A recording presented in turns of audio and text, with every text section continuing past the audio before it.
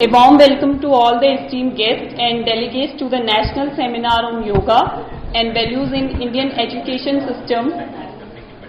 Please maintain the silence. Yoga and Values in Indian Education System, a review and forward path, organized on the occasion of 95th Foundation Day of Kaivalyadhama. Let's begin our session with Shanti Mantra Sehna Bhavtu. Gently please close your eyes. Om Sehna Bhavtu Sahanau Bhunaktu Sahaviryam Bhavahai Tejasvinavaditamastu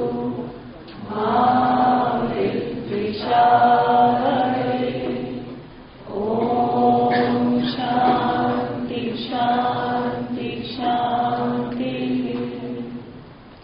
Gently open your eyes. The topic of today's plenary session is Empowering Institution of Education for Promotion of Yoga and Holistic Education.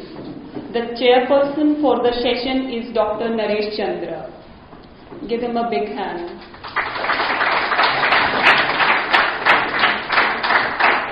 I request Dr. Naresh Chandra on the dais to chair the session.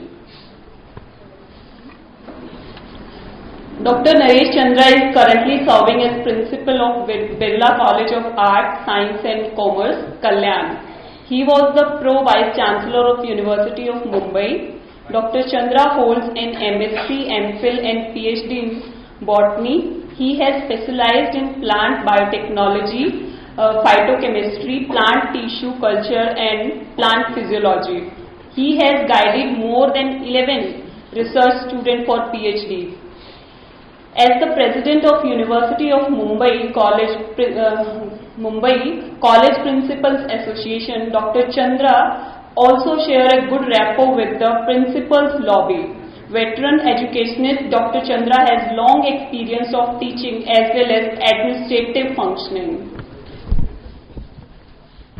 Now I request Dr. D.D. Kulkarni to felicitate Dr. Naresh Chandra.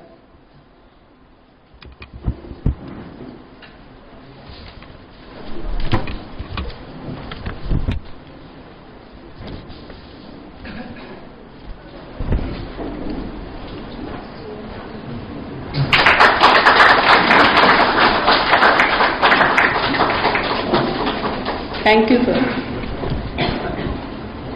I invite our first speaker, Dr. Girish Tillu, on the dais.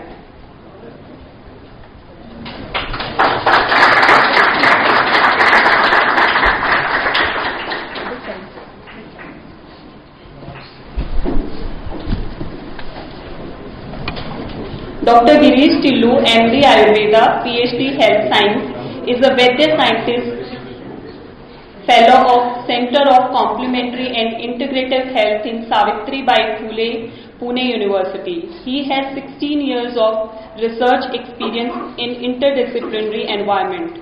He started research career in Interdisciplinary School of Health Sciences, Pune University as Senior Research Fellow under New Millennium Indian Technology Leadership Initiative Program of CSIR. Government of India and participated in coordination and execution of multi-institutional drug development research activity for degenerative and autoimmune diseases. Subsequently, he worked in Center for Development in Advanced Computing, Pune as group leader and domain expert for 7 years and was involved in R&D activities and knowledge-based development on integrative medicine. His research includes development of diagnostic technology, health awareness software and mobile technology-based health informatics. Since 2002, he is associated with Center of Rheumatic Diseases for clinical research activities. As an active member of Research Methodology Group, an academic platform involving physicians, experts and scientists for research. He wrote a book with his mentors, Professor Bhushan Patwardhan and Guru Raj Mutalik, which is published by Elsevier in 2015. Dr. Girish teaches courses related to Ayurveda and drug development, biostatic and research methodology. He has authored 28 research papers. His total citation on Google Scholars are 328 with H index 10. Presently, Dr. Girish is working on observational research method and data mining of clinical practice data at AIM Hospital, Interdisciplinary University, Bangalore. He is an editor of Journal of Ayurveda and Integrative Medicine. Now I request Dr. D.D. Kulkarni to please felicitate the Dr. Girish Tillu.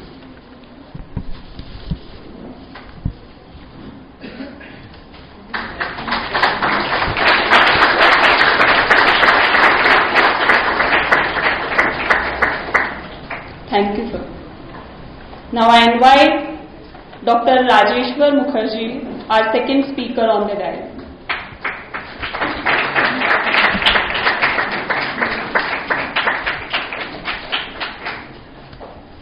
Yes, sir. Dr. Rajeshwar Mukherjee is currently Assistant Director of Research of Kaivalyadhama. He has done his PhD in the areas of physics, Vedanta interfaces. He has been working as research officer since 2014 and has recently assumed the Assistant Director of Research. He has been travelling to the several universities in India and abroad to delivering his discourse. Now I request Dr. D.D. Kulkarni to felicitate Dr. Rajeshwar.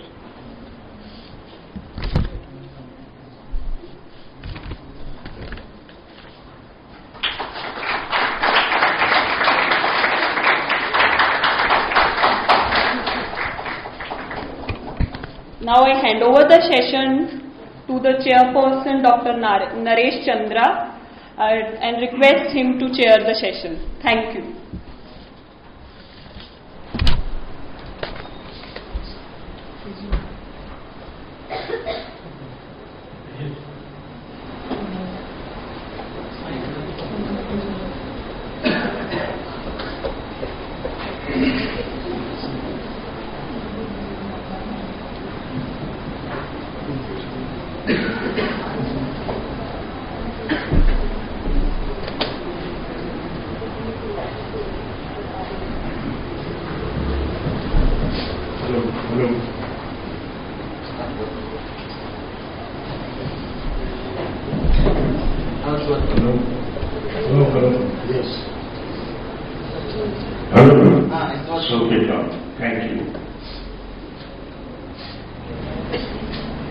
Respected Shri O.P. Tiwari ji, Professor Vilukar sir, the former Vice Chancellor of University of Mumbai, Principal Dinesh Pandwani, Honorary Secretary of HSNC Board, both the esteemed speakers of this session, invited guests, and fellow participants. I thank the organizers for giving me this responsibility. And I am sure both the speakers will do their best in the session with a focus on empowering institutions of higher education with reference to promoting yoga and holistic education. And before I request the speakers, I would like to tell I retired as principal on 31st May 2018. After serving for almost 30 years as principal and other positions. From 1st June,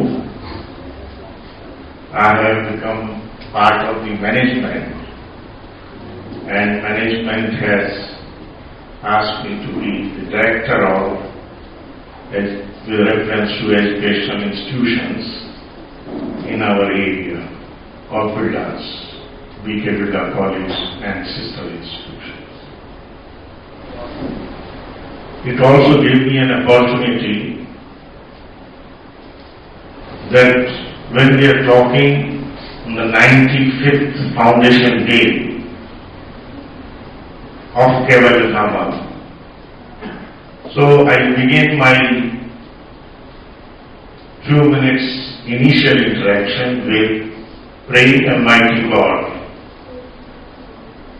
first remembering with gratitude all the founders and the founding fathers of this institute, all those who have been contributing in last 95 years, and wish the present administration,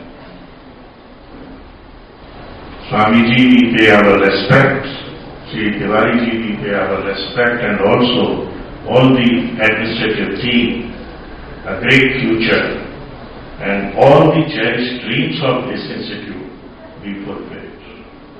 It is said that yoga and value education, and it is very true, is no more the part of higher education system. In ancient days, this was the core of education system. And after getting retired, after 36 years of teaching botany, I have come to a conclusion that I have not done full justice as a teacher in higher education system. The number of institutions are increasing. More and more students are coming.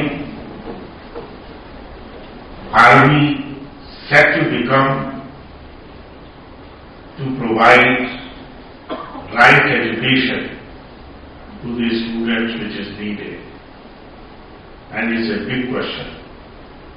I for one believe if country can progress, it can best be progressed by providing quality education to our students of today, to develop future generation.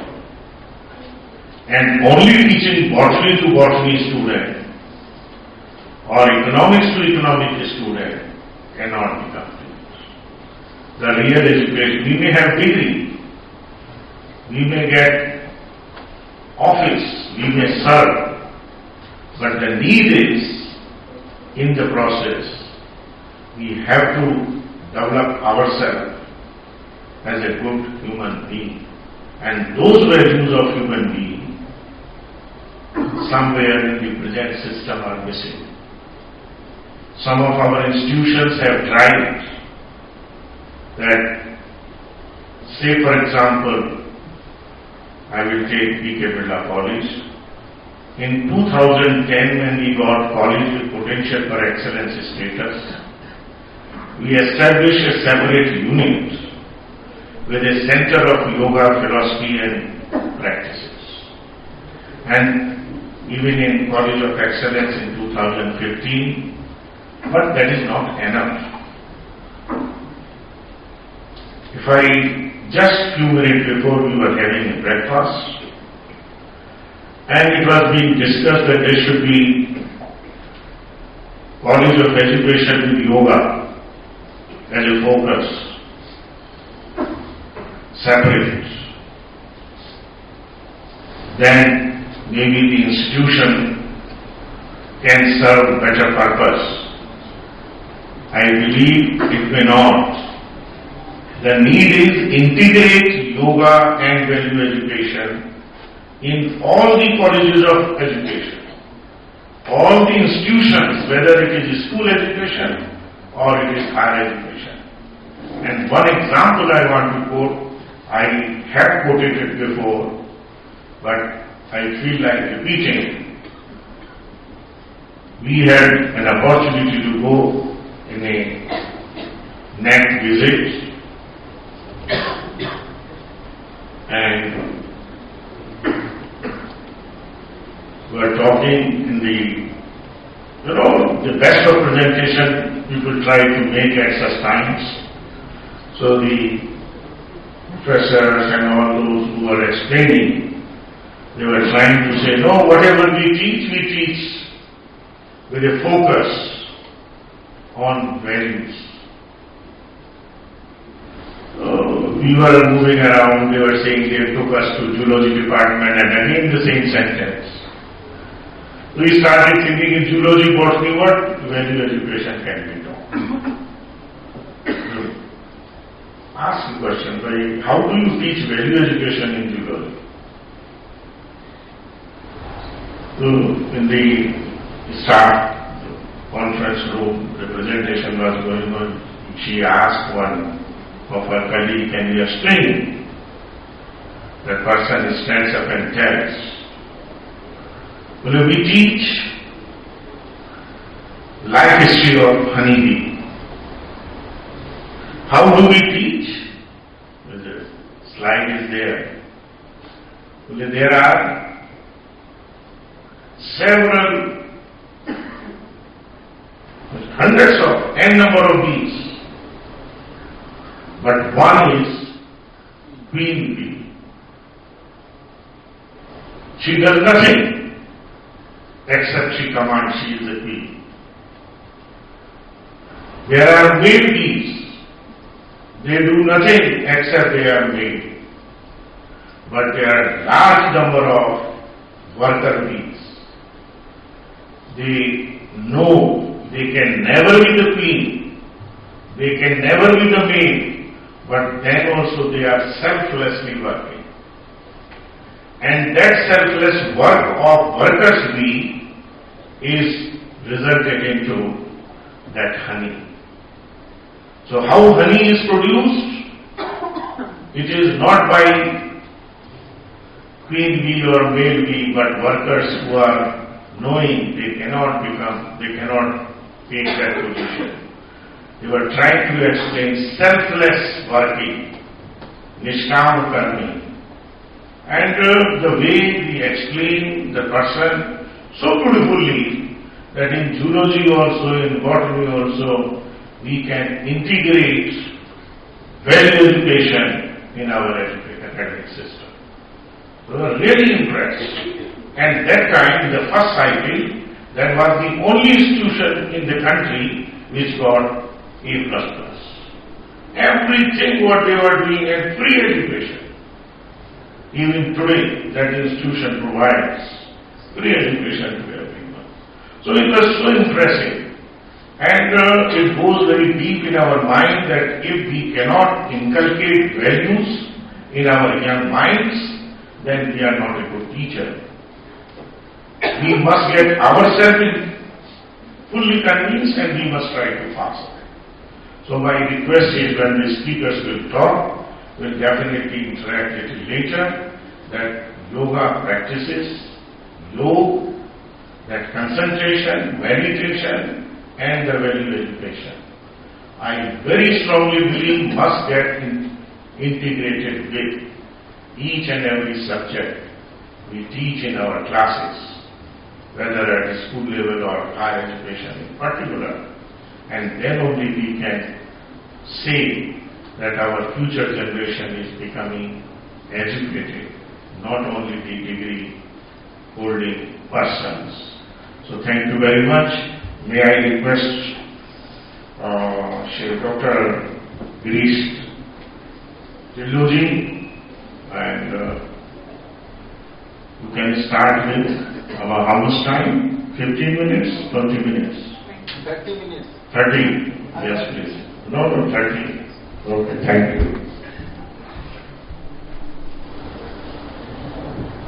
I would like to use slide changer. Yes. Because I am using this mic. Is there color mic available? Yes.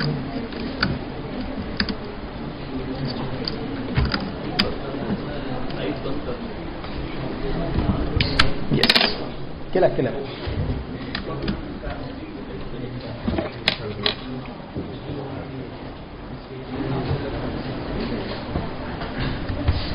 Kaivalyadhama.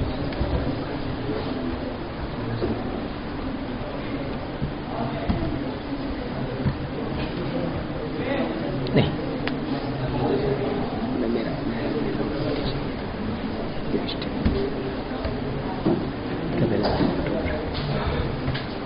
Just 1 minute. Okay. This is slide changer. It is working, right? Yes. Okay, fine.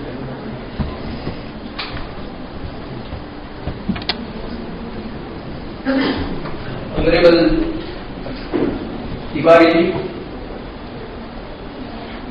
Chairperson Chandra, Professor Mukherjee, Professor Mukherjee, and all the learned audience and Yoga Sadhak. Actually, I am a student of Kaivalyadhama. I was here for a course, Yoga Therapy for Health Professionals, in 1997 when I was doing my internship. And today also, sir, I am participating on behalf of students in this higher education session. What I think, as a student, as a researcher, and as an editor of a journal, higher education research.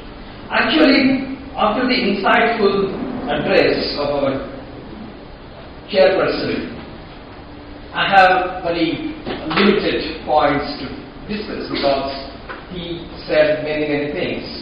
Integration, how we can use value education, even in zoology, economics, any subject. And thus, all these things, they never remain as subjects. They really become an approach, a vision, or insight. We will start with a very profound words from the way. Ano bhadraha sakavo yantu vishwara. Our philosophy is very profound. Let all the noble thoughts come to us from all possible directions. You germinate into innovative ideas. Then let the thoughts flow free. That is the philosophy. And I'm very much happy that the session is on empowering institutions of education for promotion of yoga and holistic education. You and values. Actually, yoga and values are inseparable terms. On this background, I'm going to discuss holistic education with yoga. We many times discuss education of yoga. But education with yoga can be possible in any particular subject. And I'm also going to share some experiments and some thoughts. Experiments from our university, which is a mainstream university, Savitribai Phule Pune University. And some inputs from Ayurveda, because I'm an Ayurveda student. We all know these words, or this profound statement. Education is the manifestation of the perfection already exists in man. It is just a manifestation, which is help students uncover the process. And hence, in the learning, unlearning is also very important. That uncovering is also very important. And Swamiji Birla saying, we must have life building, man making, character making, assimilation of ideas in our education. Unless we have all these things, then our papers, our degrees, and our certificates, they will not matter. Especially in higher education context. I'm here there are many experts. The context is transdisciplinary approach. The approach that goes beyond the knowledge disciplines. The disciplines are fine at undergraduate level where we have textbooks. But postgraduate level, we need to study various dimensions and directions of subjects and their interfaces between various aspects. Nurture innovation and creativity. It's also an expected aspect of higher education. Education with research exposure. In all our postgraduate courses, we plan the dissertation topics with the aim of exposing them to research methods and the process of research. The life cycle of an idea. Ethics and value with domain knowledge is also very, very important. Translation in practice. The classroom is just a beginning, but the entire world is our field. And the transformation from a pupil to a profession. That is the goal and the context of higher education, and that has been beautifully summarized in our conference brochure. I'm very much happy because all these thoughts, they are really covered in this brochure. Now, the knowledge process of growing perception, it's termed as transdisciplinary approach, where the approach of study of a particular discipline really transcends that particular knowledge field. A beautiful depiction how various knowledge systems they actually interact. Interdisciplinary, a particular system. I'm an economics professor just teaching economics. Multidisciplinary, how a particular subject has to do with various other knowledge domains. Cross-disciplinary, how they come and interact together. Interdisciplinary, their communication forming interfaces, and transdisciplinary, how they become one, and not just one, but they become a very different discipline altogether. Thus, an interdisciplinary topic that is working with a single discipline, with a common methodologies, they speak same language, and focus on a particular inner space. Multidisciplinary, they take dimensions from various disciplines, inputs from several disciplines, and serve the discipline which has initiated the collaborations. And it is a temporary interaction. Interdisciplinary, it is a juxtaposition or integration of knowledge, synthesis approaches, breaking boundaries that happens in interdisciplinary. And transdisciplinary, the challenge to push the boundaries of thinking. They try to break the walls between knowledge disciplines, and that is expected in higher education. Across, between, beyond and outside disciplines, create new intellectual frameworks, a new form of learning and formation, new intellectual space, gradual cross-fertilization because of convergence, learning to know, to do, to work with, and creating an intellectual outer space. That is transdisciplinary learning. And disciplines, when they come together, they also transcend from their original premise. And thus transdisciplinary, there is a buzzword now, but it is not, it is an approach and not just an activity. It is a mindset and not just a department. It is a coherence and not just combination. Not just a group of people, but a thought, open mind and sophisticated lab. Other than sophisticated lab, open minds are important. Opportunity is not a compulsion and it is a process. Now, nourishing the fertile middle ground between the disciplines to form various cross-fertilization. And with this idea, yoga is something that can touch any knowledge discipline and can take it to a higher level. The chairperson beautifully gave an example of honeybee. Concept of yoga, selflessness, tyaga, titiksha can be taught with the example of honeybee. Emergence of thought, learning new and also unlearning is important when we talk about going out of our knowledge disciplines. And thus, transdisciplinary thinking, yoga nurtures transdisciplinarity because it is something sarvesham avirodhya.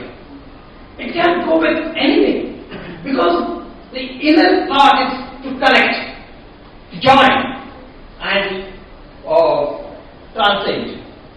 And hence I like the punchline or the byline of Kaivalyadhama where yoga tradition and science meet. This is the approach which Kaivalyadhama is nourishing for last say a century, of course around a century. And the Charaka's guidance is entire world is a teacher for a wise. Krishna Yoga Buddhimatam Acharya. And how we can nurture innovation and creativity in higher education. Beyond research methods, in research in postgraduate courses, we often teach research methods. How to do a particular thing. How. What. But we also need to teach logic behind it. The reason, the foundation, why we want to use those particular methods. Research then becomes replication and quest. And most of the time what we experience that the research, the postgraduate projects, they are becoming best because they need to learn what and why of those particular methods which our students are employing. The real meaning of research lost in process and how to nurture creativity, that is a very important question. Good questions, they generate or they shape knowledge. But again there are two approaches when we question something. One approach is jidnyasa or jnatum ichha. And in present context of evidence-based medicine, another approach is evidence. We want evidence. But unless we understand, unless we have jidnyasa, there cannot be the proper evidence models and evidence methods. And hence, questioning is an important aspect. Kalidas very beautifully says, Na shastra matra sharanaha, na cha analochita agama. We respect science. At the same time, our science also tells, our tradition also teaches us how to question. Questioning with humility. Questioning with the aim of getting more and more knowledge, jidnyasa. And we all know the questions of Nachiketa. Very profound questions, very blunt questions at times. What is beyond death? Is there any soul? So does it survive this disintegration of body? Questions to beyond. We also have a tradition of Prashnopadisha that really combines yoga philosophy and scientific way of thinking. It says that dwell with me for a year with tapas, with brahmacharya. Brahmacharya, Brahma is the charya of jnana. With shraddha, then ask what questions you will. If we know, we will tell you all. That is humility at the level of student and humility at the level of teacher. What a beautiful combination of yoga discipline and dynamic research thinking. And these questions, they have been raised by our Upanishads. And hence our tradition is not just following what is in scriptures. Our tradition is questioning. Questioning with humility and questioning with a focus. We all know the research that starts with knowledge, then comes question, then quest for more knowledge, then we form new assumptions. We try to test assumptions. We plan experiments, observations, they lead to documents. We collect data, we organize data, we analyze, we interpret data, we form new knowledge, and the knowledge process that continues. That is the specialty of our species, Homo sapiens. That is our culture. We generate knowledge and we add to the more knowledge to the knowledge existing knowledge pool. And we continue the knowledge tradition. And in this, excellence, expertise and ethics are integral aspects, and those should be properly taught and nurtured in higher education system. Ideation. We many times talk about methods, tools, techniques in research, but we hardly talk about ideation. How we can form new ideas, how our thoughts can be matured into innovative ideas. There are many types of, say, ideas or discoveries: serendipitous discovery, targeted innovation, artistic innovation, philosophical idea, nowadays computer-assisted discoveries. I'm also going to touch upon the newer areas, artificial intelligence and machine learning, where Google today says that you just feed some keywords and our machine can construct a poem of those keywords. This is the area of artificial intelligence, and that makes us think about our natural intelligence. The process of learning, problem solution, derivative idea, symbiotic idea, revolutionary idea. There are various types of ideas and thoughts that can be nurtured in the process of research, and that is expected in higher education. How extraordinary creative ideas occur. It's very fundamental when we discuss research and innovation. Thoughts mature as ideas, sudden spontaneous vision, dreams, pause formulation, the process of forming and developing ideas. Ideas take long preparation, but that can be expressed instantaneously. A whole neurobiological basis of creativity is also being discussed. Where ideas form. Ordinary ideas or extraordinary, non-linear ideas. Nurturing creativity in education is very important, and law is a foundation to nurture such creativity and innovation.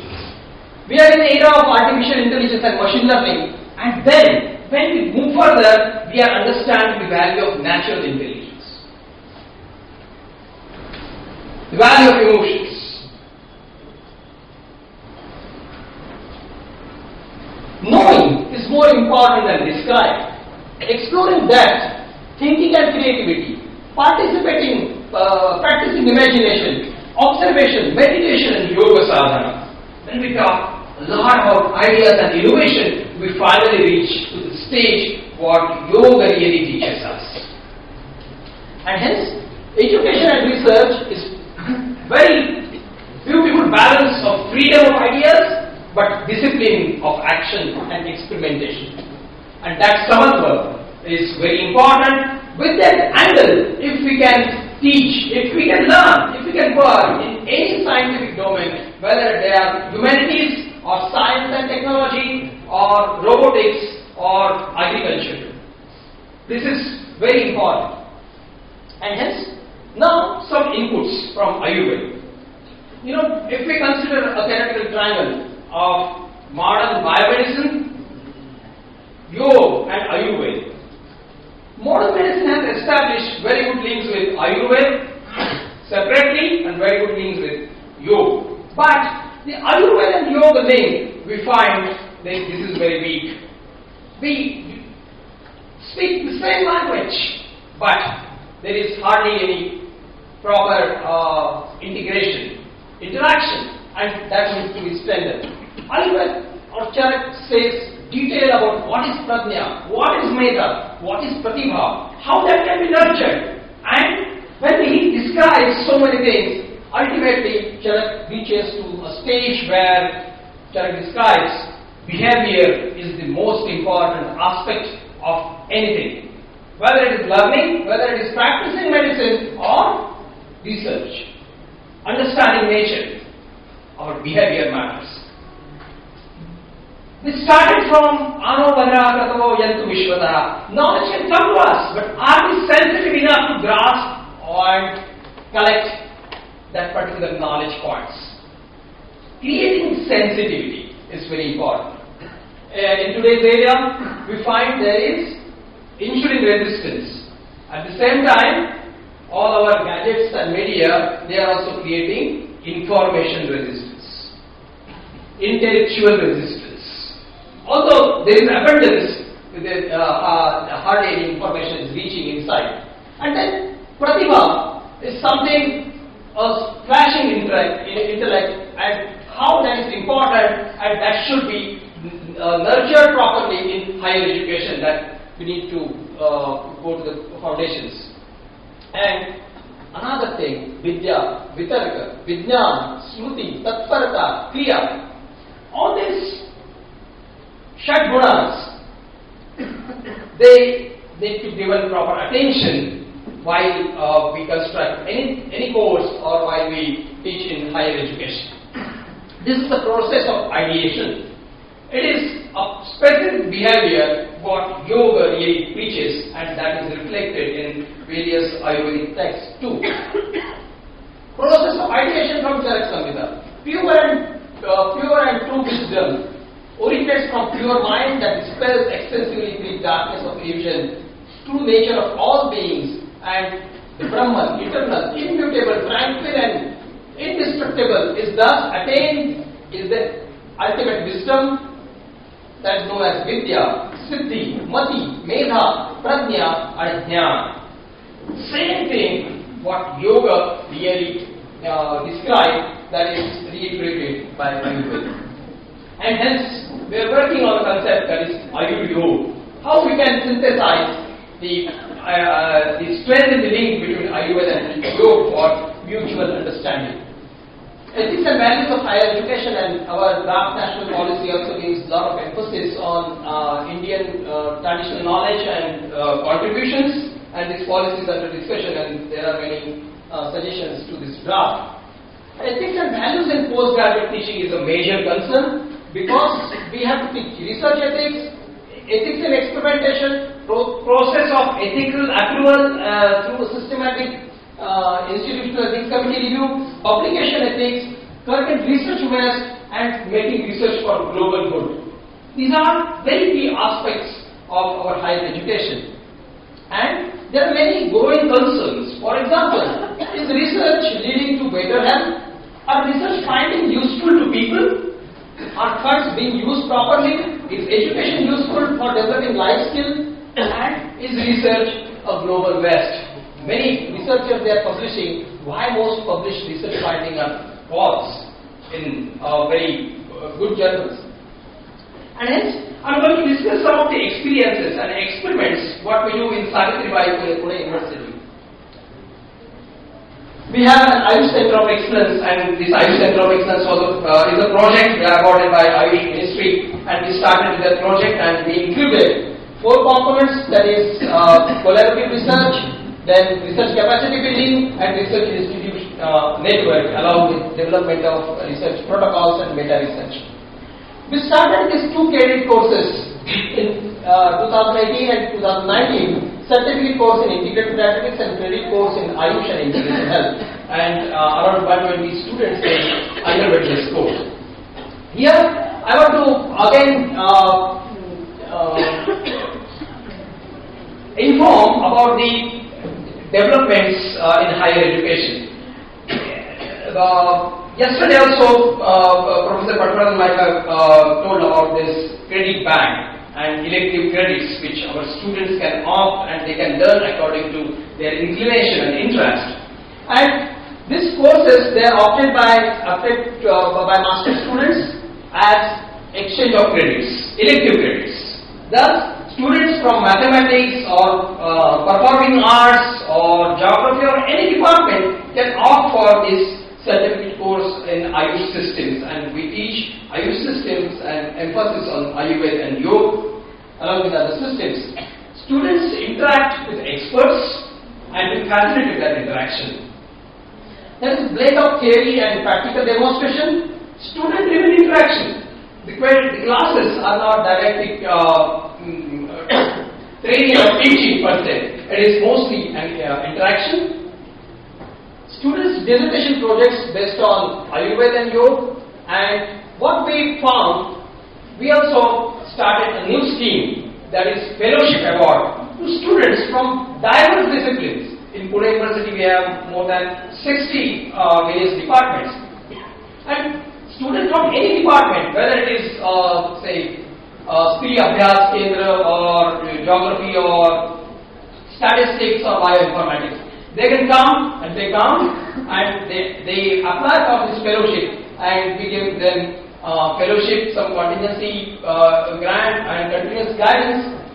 And they form their dissertation project on Ayurveda and Yoga, and we encourage transdisciplinary interactions. Students' ideas, thoughts, they are shaped through interactions. And what we found for last 2 years we are conducting this activity, we learn a lot new things along with students. Sahana Bhavatu, Sahana Gunatu. That is the spirit behind this fellowship program and the courses what we conduct. Training of budding researchers, we give them literature search, short reviews, research skills, scientific writing, publication ethics, locally relevant, globally needed problems, proof of concept studies, and some of these studies, they are really helpful for their career foundations. These are the last batch students, and out of 10, there were 2 yoga related projects, and you can see the yoga related projects were opted by education management, and other Ayush related projects were from computer science, chemistry, biotechnology, microbiology, statistics, pharmacy, zoology, Ayurveda, pharma, so many different kind of students. And this particular interaction that really creates an academic ambience that leads to several new thoughts and strengthen new ideas. And this is the transdisciplinary interaction we are trying to do. In 2019, our program has been announced, and we also got a very good response for this year, and we are working on this. Certificate course in integrative dietetics. Yoga and Ayurveda can be administered through lot many things, through behavior, through diet. And this integrative dietetics course really talks about nutrition and diet concepts of Ayurveda and Yoga, and we teach to doctors and nutritionists. This is a certificate program by university, and you can see here the students from BMS, BHMS, MBBS, BSc, Home Science, PhD, Pharma, and lot many scientific disciplines. They opt for this course and they learn many things new. And this is the sparks of new ideas or innovation when people from diverse disciplines they really meet. We conducted a winter school where experts from Ayush and other, they communicated and interacted in a 1-month residential program. This was funded by Department of Health Research, Government of India. Thus, the upcoming definition and emphasis on One Health. This universe is not just for humans. The entire flora, fauna, we have to take care. Like Dharmo Rakshati Rakshita, they will also take our care. And the Shanti Mantra what we decide, that includes really the concept of One Health. Inclusive concept. Shuni Chaiva Shupakaicha Pandita Samadarshina. This is the foundation of yoga. The One Health concept is actually an expression of yoga thought. And with this, I would like to conclude. I leads to illness and P leads to wellness. So I try to discuss some of the arts and experiences and experiments in our university. We will conclude here. The entire goal of education system or the activities we are engaged in, that is beautifully described by Swami Vivekananda again.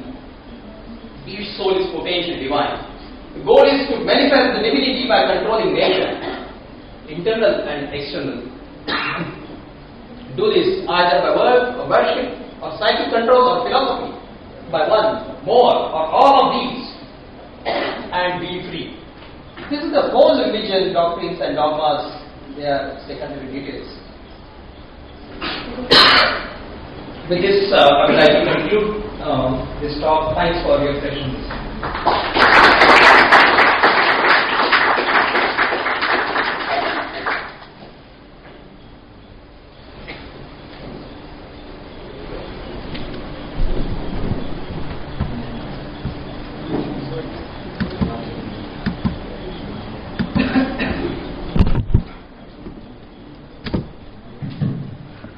beautiful presentation by Dr. Tillu.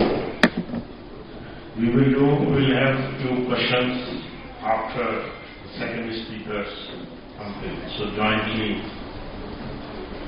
may I request Dr. Mukherjee.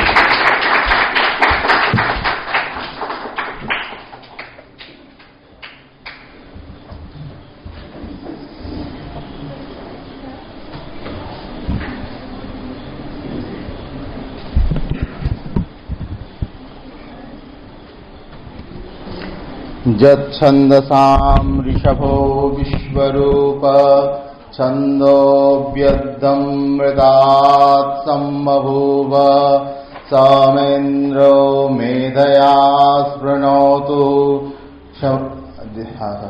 अमृतस्य देवधारणो भूयासं शरीरं मे विचर्षणं जिह्वा मे मधुमत्तमा कर्णाभ्यां भूर्विश्रुवं ब्रह्मणो कोशोऽसि मेधया विहित श्रुतं मे गोपाय ॐ शान्ति शान्ति शान्तिः.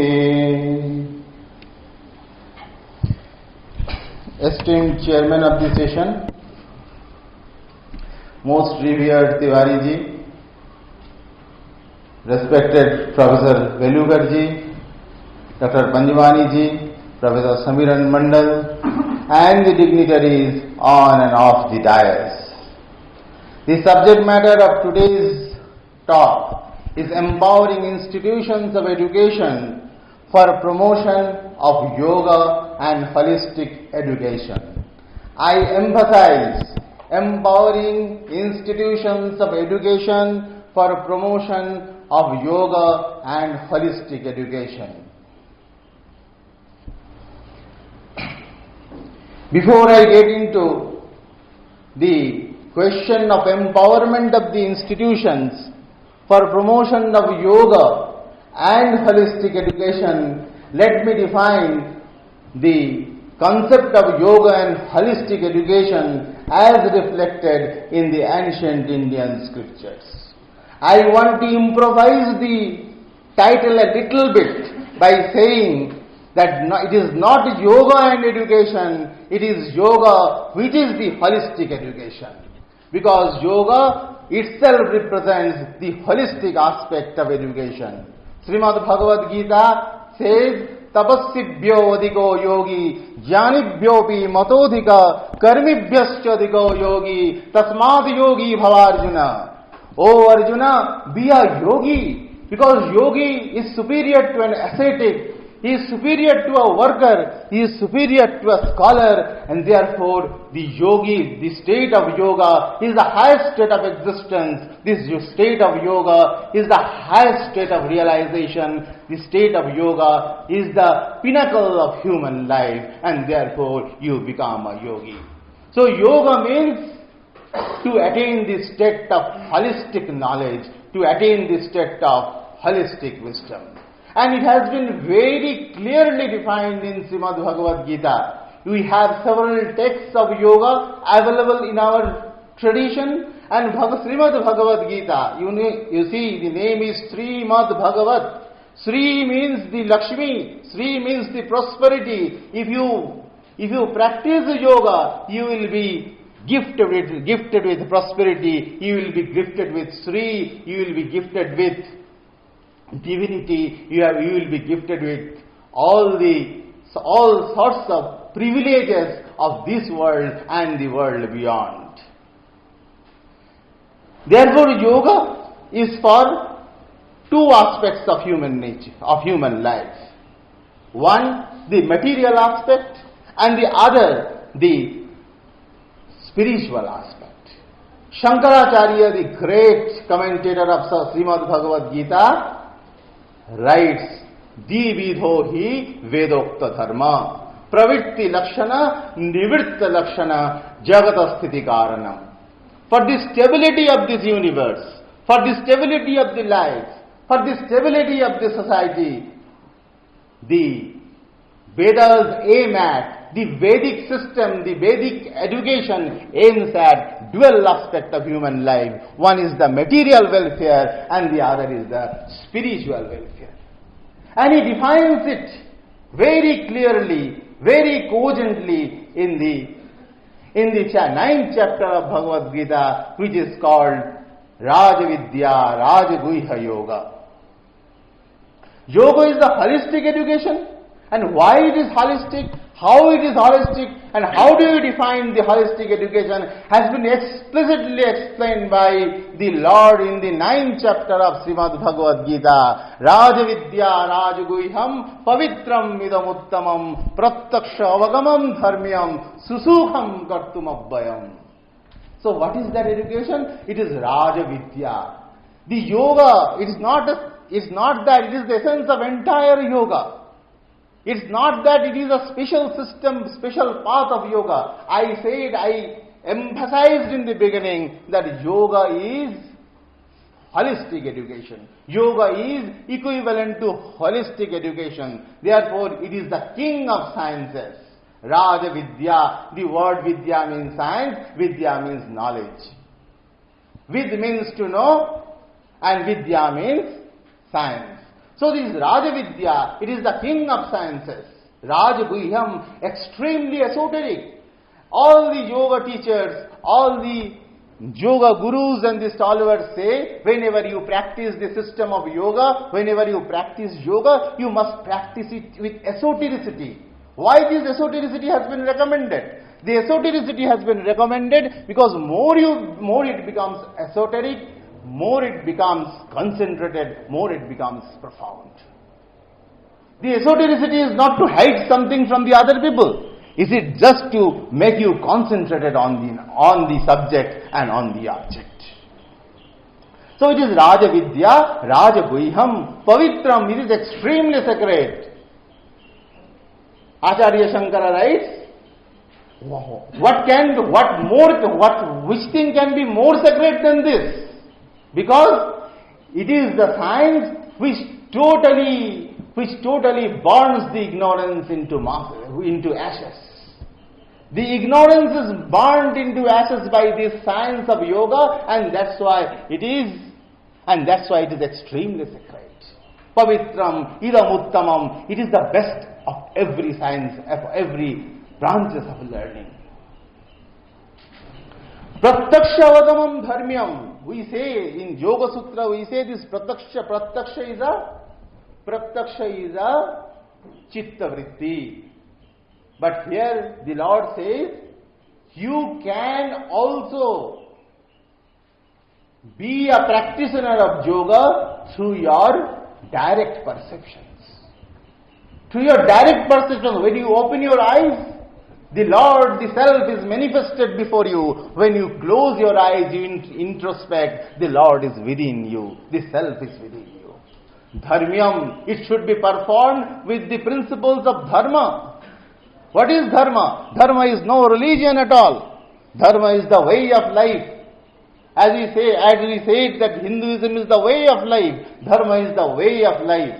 What is dharma? Dharma has been very clearly defined in our texts.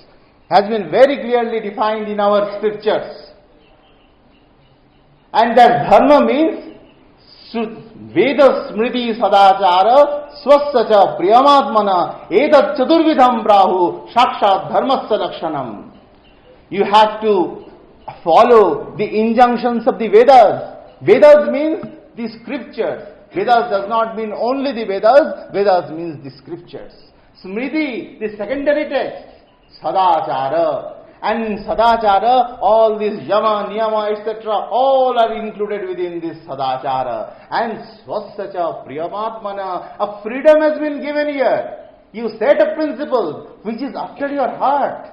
The principles which are after your heart, that can be set as your goal, that can be set as your ideal, and you follow that. And if you remain faithful, if you remain sincere to that, then you are in the right track of dharma. Therefore, the Lord has been in Bhagavad Gita, has been again and again saying that Juddhasva Vigato Jvara, you fight, O Arjuna. And you see the highest message of yoga has been delivered to a warrior and not to an ascetic. And it was delivered in the battlefield. When you are in the crisis, when you are facing the grim phases of your life, then yoga becomes pertinent, yoga becomes relevant. And the Krishna is now, when the chariot of Arjuna was stationed before the great ocean of the army of the Kauravas, he became afraid. He lost his heart. He became totally depressed, totally despondent. Siddhanti mama gatrani mukhancha parishushati. My body is shivering. The mouth has dried up. Bebadushya sharire me roma harshancha jayate. My body has become weak. My hairs are standing on their own, and Gandivam srangsate hastat tvagatvakcha paridayhate. The Gandiva, the bow is slipping off my hands, and there is a burning sensation all over my body.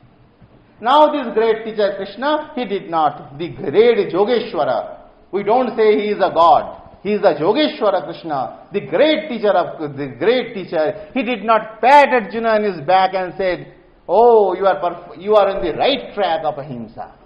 He did not say. What did he say? Kudastva kashmalamidam vishame samupasthitam. Where from this petty weakness come to you? Anarjo jushtama.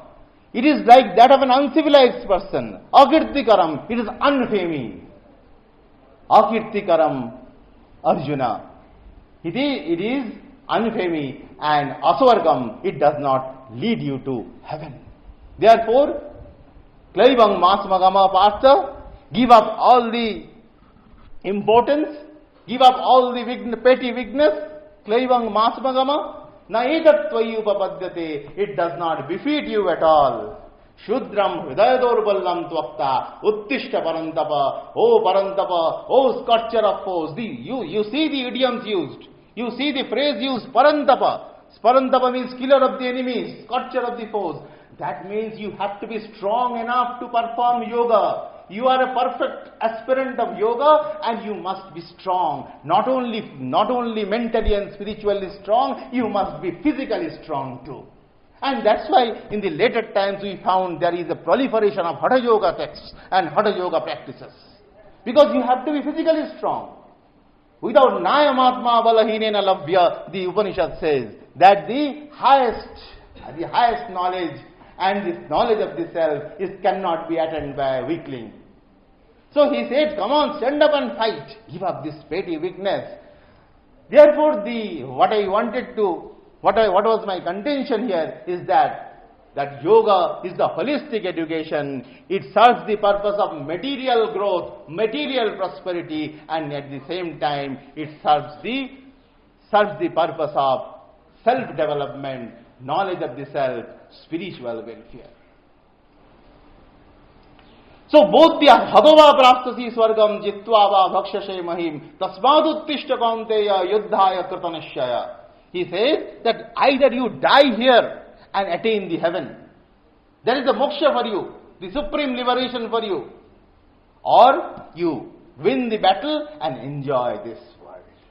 That means both the aspects are equally emphasized. The material aspect as well as the spiritual aspect. The echo, it is simply the echo of the profound message of the Upanishads. There is a widespread misconception that Indian tradition, that Indian culture and the spiritual tradition of India has always been emphatic on spiritual education and spiritual knowledge. It's a misconception. Indian spiritual tradition, Indian yoga tradition, Indian culture says first you know this material world. First you have your material welfare and you transcend this worldly welfare and set your journey for the transcendental or the higher life. There is a very profound Upanishad called the Isho Upanishad, which speaks that which speaks in a very paradoxical way. You know, Upanishads have always been very paradoxical. There are two terms. At the outset, I would like to define the two terms. One is Vidya and the other is Avidya. And Vidya, you know, all of you are well acquainted with the word Vidya, because Vidya means knowledge. But this Vidya here in the Upanishads doesn't mean only knowledge, it means the absolute knowledge. The knowledge of the self, that is Vidya. And there is another term called Avidya, and Avidya does not mean absence of knowledge. Avidya does not mean absence of knowledge. Avidya means relative knowledge, knowledge about the relative universe. Avidya means the knowledge about this material universe, knowledge about this physical universe. So avidya does not mean absence of knowledge, but it means absence of absolute knowledge, and it is equivalent to the knowledge of the relative universe. And the Isha Upanishad says, Anham tama pravishanti ye avidyam upasate. The first line, Anham tama pravishanti ye avidyam upasate. Avidya means the knowledge about the universe, the worldly wisdom, the worldly knowledge. It says that one who inquires into the world of worldly knowledge only. Be very careful here. One who inquires into the area of worldly knowledge only enters into blinding darkness. Tato bhuyo tama yau vidyayamrata. And one who inquires into the spiritual knowledge only enters into a world of greater darkness. Therefore, if you only inquire into this physical universe, you are deluded, and if you are only concentrated on the knowledge of the self, you are more deluded. So, the first priority is to know the world. So this is about the holistic education. All the subjects must be learned, physics must be learned, biology must be learned, chemistry must be learned, mathematics must be learned, and engineering sciences must be learned, economic sciences must be learned. These are a necessity, because this is the reference frame where from you start your journey. And if you are only restricted and confined within this, then your knowledge, your realization, your experiences are incomplete. You have to go beyond. You have to transcend. And transcendence does not mean bypassing. Transcendence does not mean discarding. Transcendence means filling up and going beyond. So what is the panacea? What is the solution? Vidyam cha justad veda ubhayam saha avidyaya mrityum tirtva vidyaya amritamashnute. Therefore, consider vidya and avidya as the holistic wisdom, the knowledge about the relative universe, and at the same time knowledge about the self. Together combine the holistic wisdom, and that is the holistic education which we must have in order to live a life of bliss and prosperity, and in order to live a happy life on this earth. What is our goal? Our goal is to avoid misery, pain, and is to enjoy bliss.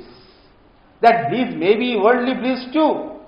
And therefore, Indian tradition has devised 4 milestones: dharma, artha, kama, moksha. You start your journey with dharma, and with that dharma you go for artha, for acquiring artha, and you go for the kama, the enjoyment, and after the completion of all this you will attain the moksha.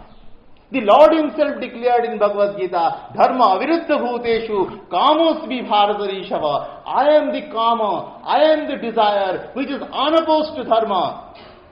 It is unopposed to dharma. The kama is unopposed to dharma. Therefore, both material knowledges, material welfare and the physical welfare must be accomplished, and for which, and both the material education and the spiritual education must go hand to hand. Now, holistic education in Indian perspective. There is a Panchakosha paradigm in Taittiriya Upanishad which speaks about the holistic education, which speaks about the holistic education. I start with an anecdote. The anecdote is a little child called Bhrigu who approaches his father Varuna. Varuna is the enlightened man. He is the enlightened person, knower of reality. And he comes to his father with humility, with due humility. It's not that he comes with arrogance and says, Father, teach me this, teach me that, I want to know this. Doesn't say. He says, Adhi Bhagavo Brahmeti, O Venerable Sir, please instruct me about the nature of the Supreme Reality. Please instruct me of the nature of the Supreme. And the father says, Yato vaimani bhutani jayante, yena jatani jivanti, yat prayanti, avisham vishanti iti, tad vijigjatasva tad brahmeti. So where from all these have come, where these are sustained, and where they will be merged is the supreme reality. You inquire into that. You inquire into that. And that is the supreme reality. But how do you inquire? The process is unknown. The process is not known. That how to inquire into the supreme reality. The father gives the directives to the son or to the student. What is that? Tapasa Brahma Vijigjatasva Tapo Brahmeti. You inquire into the supreme Brahman. You inquire into the supreme reality through tapa. Tapa. And tapa means the intense concentration of mind and senses. The destruction of all the ignorance, the purification of heart, that is called the tapas. You go to that. And he comes with the result. After undertaking tapas, he comes after several years and Father, I have known what the reality is. What the reality is? He said, Annadvaiva khalu imani bhutani jayante, annam jatani jivanti, annena jatani jivanti, annam prayanti, avisham vishanti. Everything the reality is the matter, my father. The reality is matter. Everything has come out of matter, everything is sustained in matter, everything is merged in the matter. So matter is the reality. This is the understanding of the modern scientists. So the modern scientists whose jurisdiction is the physical universe, they say that matter is the electron, protons and the elementary particles, the bosons, the fermions. They speak of all these things as the fundamental building block of this universe. So Bhrigu is relatively correct, but not absolutely correct. The father says that you go and inquire again and you find that what is the reality. He came back and he said that it's not the anya, it is the prana, the life is the fundamental reality. Then he came back again, he was sent back again and he came back again and he said that mind is the reality. Then he said that intellect is buddhi is the reality. Ultimately he came back and said, Anandadhaiva khalu imani bhutani jayante, Anandena jatani jivanti, Anandam prayanti, Avisham vishanti. Everything is the ocean of bliss, Father. This universe is an ocean of bliss. The universe came out of bliss. The universe is sustained in bliss and the universe will be merged in bliss. So, all the layers of our personality, the physical body, the material body, the mental body, the intellectual body, and ultimately the self, the spiritual existence has been covered in this holistic teaching. But what do you, in the modern perspective, how can you translate the thoughts? Swami Vivekananda says, education is not the amount of information that is put into your brain, runs right there, undigested all your life. You must have life building, man making, character building, assimilation of ideas. So the first is life building, then man making and character building and the assimilation of ideas. So these are the four pillars by which we can cultivate holistic education. Now we come to the most controversial aspect, which is called the empowerment. And what do you mean by the word empowerment? Empowerment is the authority or the power given to somebody or someone to do something without any constraints or without any hindrances. The institutions or a personal body, they are given some authority, they are given some freedom so that they can implement their policy in their institutes or in their arena without any constraints, without any compulsion, without any hindrances. And therefore we see that in some of the places, this empowerment worked. Because empowerment can always be a good instrument in the hands of the authorities. But there are at the same time the grim consequences of empowerment. Because empowerment without orientation, empowerment without training, empowerment without awareness will not work. It will not work at all. We have some unhappy instances at Jadavpur University recently.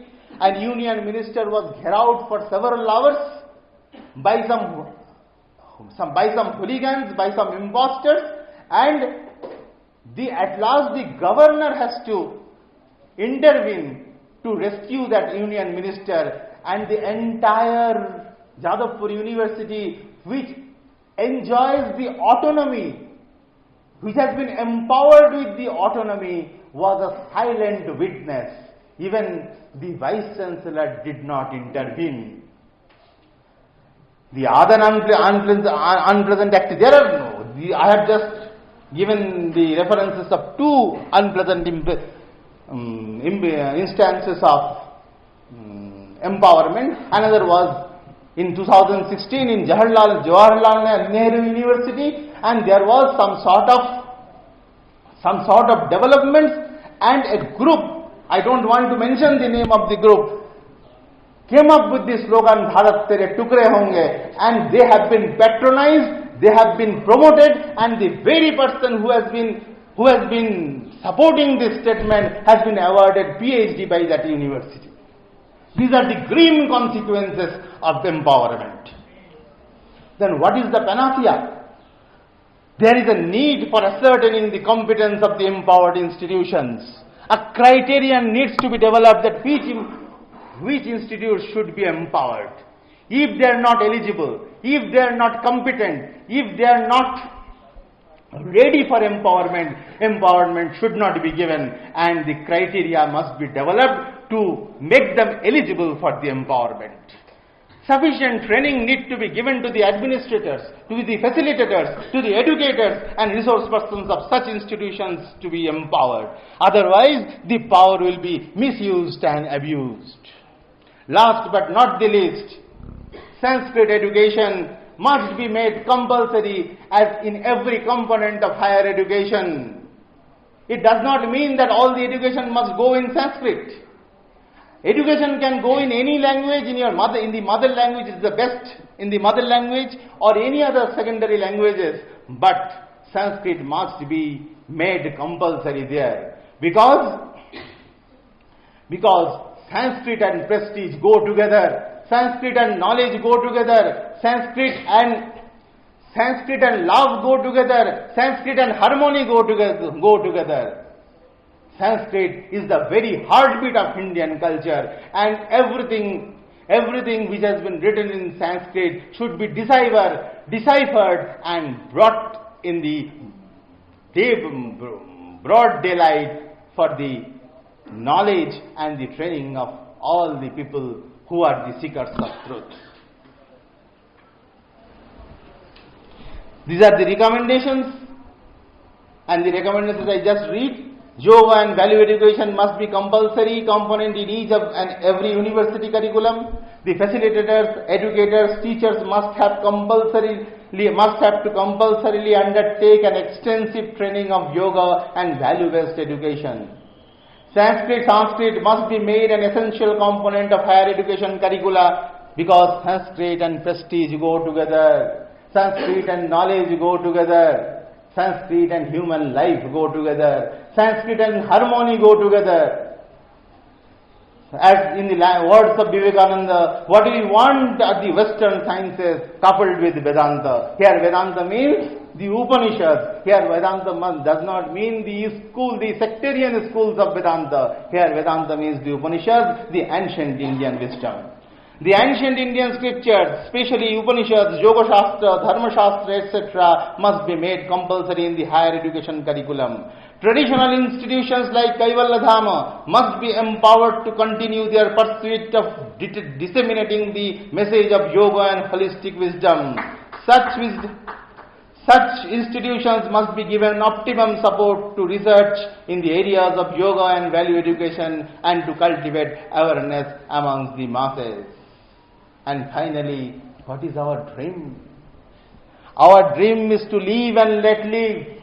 Our dream is to grow and let others grow. Our dream is coexistence, happy and peaceful coexistence. Our dream is to be in harmony with the world. Our dream is to be in harmony with the nature. Our dream is to be in harmony with the self. I recall with a great admiration the words of our beloved Prime Minister Sri Narendra Modi ji. In one of his recent lectures, he said, "Bharat दुनिया को युद्ध नहीं दिया है, भारत दुनिया को बुद्ध दिया है." India has not given word to the world, but India has given knowledge to the world. India has been playing the role of the world teacher, and India will be the world teacher in the future. And I conclude with the dream as seen by Swami Vivekananda. I do not see in the future, nor I do yet to see, but one vision I see dear as the life before me, that the ancient mother has awakened once more, sitting on her throne, rejuvenated, more glorious than ever. Thank you.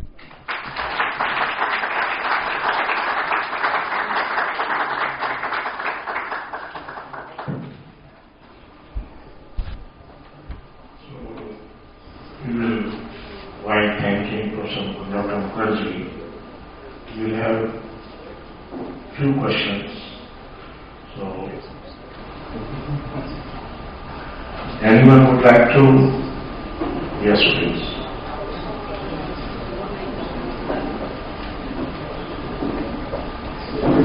Question for whom? Brief question. Give your name.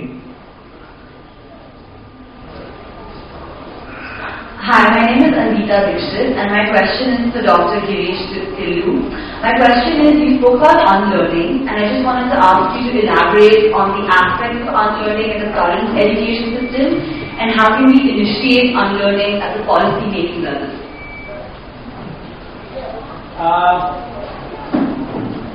Unlearning is not just something very structured that you can learn fluid dynamics or any statistics.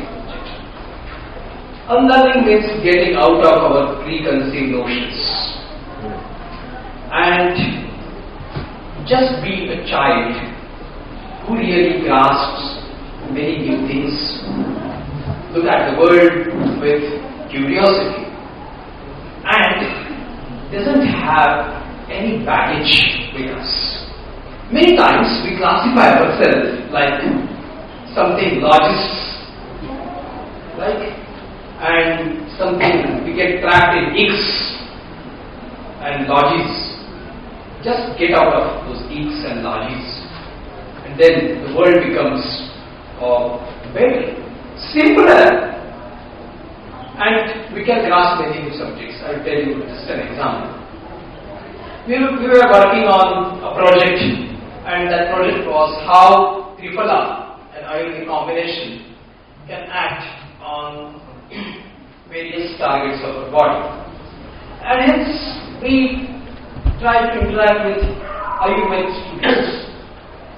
But more than Ayurveda students from bioinformatics, he got interested and he did actually better, much better than our own expectations.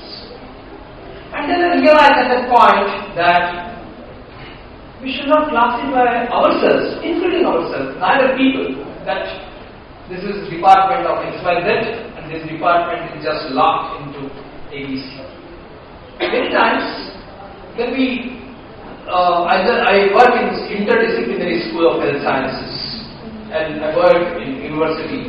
And university or institutions, they are like modern ashram where various rishis, they will throw light on different dimensions and we can learn many things together. Knowledge is one. We have dissected knowledge just for convenience, for taking examinations and give some degrees of some whatever subject. And hence, unlearning is just getting tuned to that oneness of knowledge and just leaving the baggage. Thank you. I think we can have one more question and get first to Dr. Mukherjee. Thank you.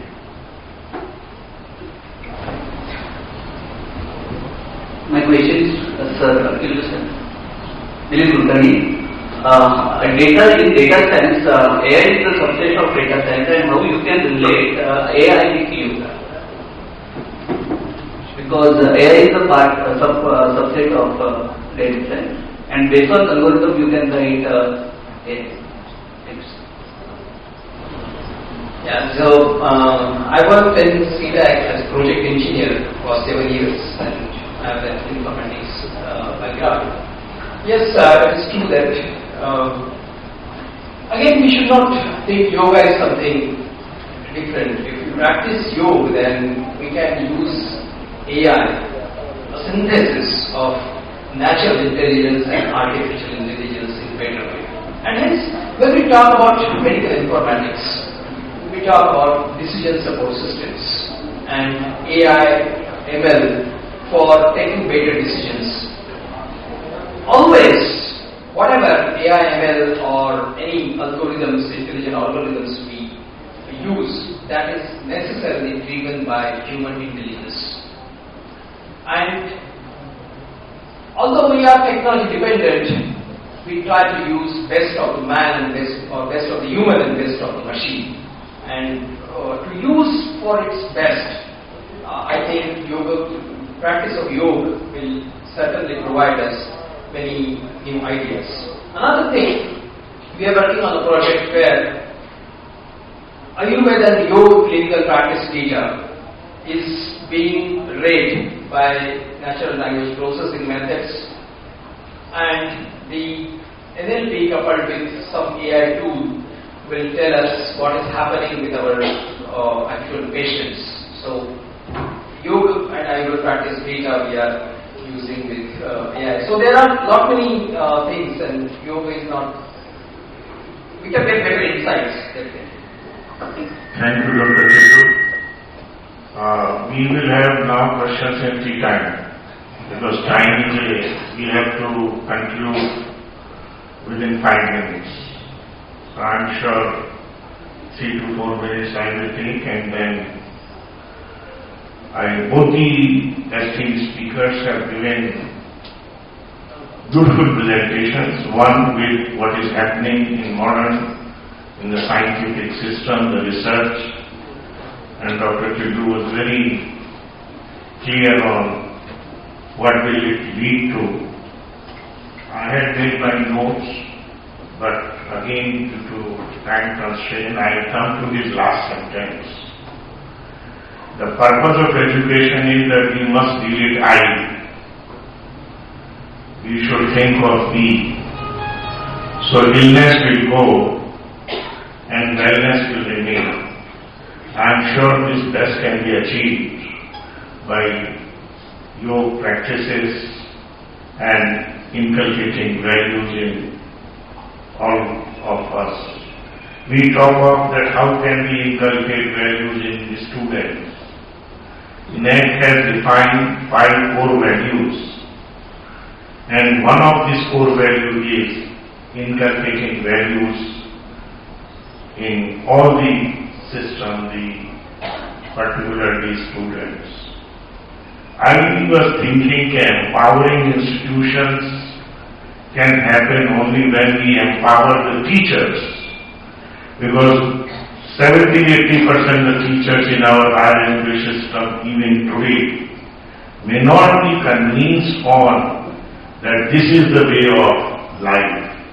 This can show us the path so that we can take our student generation of today to become excellent human beings. So whether teacher in making needs some corrective measures, or our orientation programs, or the induction programs, or whenever we have refresher courses, at every step, in making of a teacher, yoga and value education should become part of that curriculum first. That is one thought.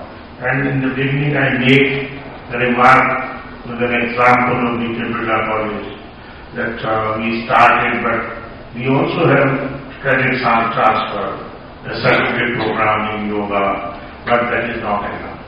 How many students do that? The need is each and every student of our institution. In the morning, the breakfast, again we were talking, and Dr. Birla was telling, I will start now my college at 6:30 a.m. every day. Every day or Saturday? And then it will be open to one and all, anyone can come, and the first lecture will be on yoga. Now it's a beautiful beginning. She also made a remark whether one come, or 6 come, or 60 come, but we shall make the beginning. So institution like ours, we shall definitely, Dr. Archana Singh also is sitting here, the coordinator. I am sure the outcome of this can be at least 2 of our institutions. CHM and Professor Panwani could also 15 colleges. So the whole management and DK Birla management. We shall make a beginning that this certificate course becomes available to everyday affair for those who can join. That is one. I also understand that many IITs, IIMs, it has become part of that. In many other institutions, in UP I am told that the Chief Minister and all they are trying to make it as good as compulsory. So the need is of that type of effort. Dr. Mukherjee made that these are the recommendations. I know it is very tough to execute. But if it can, I am sure the future will be very bright. The excellence, because core value again, whether it is net, because we are with higher education system, the 5th core value is quest for excellence. So anything we want to do through either value inculcation, yoga, or any other subject we teach, we must try to ensure that quality initiatives are being provided and the quest for excellence is always kept utmost in mind. In these few words, I would like to Mr. Subodh Tiwari, is not here. But my special thanks to Mr. Subodh Tiwari, because he thought of inviting me and also preponing my session to chair to Dr. Panwani and Mr. Subodh Tiwari. I wish he will also do PhD very soon. So Dr. Panwani and Dr. Subodh Tiwari, and for giving me this opportunity. Thank you very much.